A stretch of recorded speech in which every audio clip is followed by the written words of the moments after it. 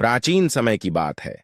एक छोटे से गांव में माधव नाम का एक गरीब लेकिन भक्तिमान व्यक्ति रहता था। वह भगवान श्री कृष्ण का अनन्य भक्त था और दिन रात उनका स्मरण करता रहता था। भले ही उसके पास धन दौलत न थी, लेकिन उसके हृदय में श्रद्धा और प्रेम की कोई कमी नहीं थी। माधव की रोज की दिनचर्या थी कि वह सुबह उठकर नदी में स्नान करता, पास के मंदिर में जाकर भगवान कृष्ण की पूजा करता और फिर अपने खेतों में काम करने चला जाता। वह जो भी भोजन प्राप्त करता, उसमें से पहले भगवान को भोग अर्पित करता और फिर स्वयं खाता। राजा की परीक्षा उस राज्य के राजा धर्मपरायण थे और वे प्रजा के भक्तिभाव को परखने के लिए अलग अलग गांवों में जाया करते थे।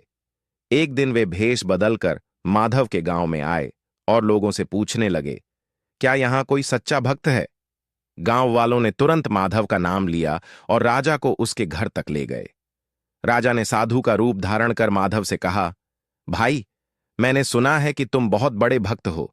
क्या तुम मुझे अपने भगवान की कोई चमत्कारी लीला दिखा सकते हो?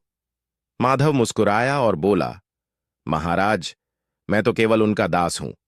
चमत्कार तो भगवान ही कर सकते हैं। यदि आपकी श्रद्धा सच्ची होगी तो अवश्य कोई चमत्कार होगा। भगवान का चमत्कार? राजा ने हंसते हुए कहा, ठीक है, यदि तुम्हारे भगवान सच में चमत्कारी हैं तो कल सुबह तुम्हारे घर भोजन करने आऊंगा। देखते हैं कि तुम्हारे पास मेरे लिए भोजन की व्यवस्था कैसे होती है। माधव निर्धन था। उसके पास अगले दिन के भोजन की भी कोई गारंटी नहीं थी, लेकिन उसने सोचा, भगवान की इच्छा होगी तो भोजन अवश्य आएगा। उसने अगले दिन के लिए किसी से कोई उधार नहीं मांगा, बस मन में श्री कृष्ण का स्मरण करता रहा। सुबह जब माधव उठा तो आश्चर्यचकित रह गया।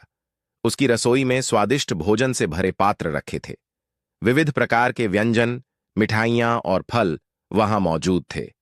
माधव की आंखों से आंसू बहने लगे जब राजा माधव के घर पहुंचा और